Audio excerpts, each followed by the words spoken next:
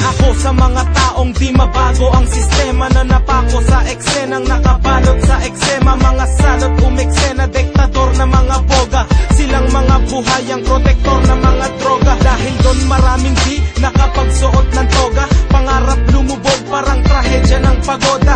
Napakarami ng buhay na sinalanta, relasyon na mag-anak unti-unting nilalanta. Makinig sa kinakanta at sa mga binabanta. Kung ayaw mo rin sa droga, halika lumaban ka at harapin ng maayos ang kinabukasan mo. Baka magsisi ka, huli na ng lunasan mo.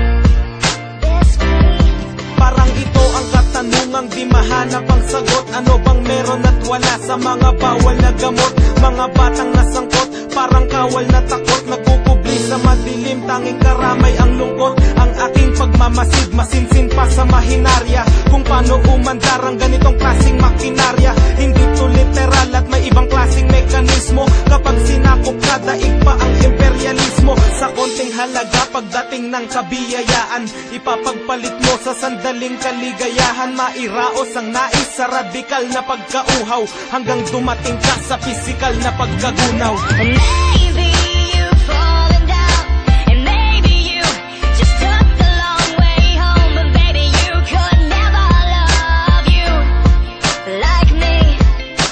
And one day this will fade away. In the mirror you'll see a smiling face, and standing next to you will always be me. Yeah, me. Wala nang pinag-iba ang alagad ng kasamaan sa bumibili ng droga at halaga ng kasarapan. Nagdagdag ng kasalanan, nagdala ng kamalasan sa mga kabataan at sa mga kababayan. Ayoko sa tao na umaani ng damo, lalo na sa mga taong gumagamit ng bato. Alam ko wala akong karapatan sa gusto nyo, wala ring masama kung papakinggan nyo ang gusto ko.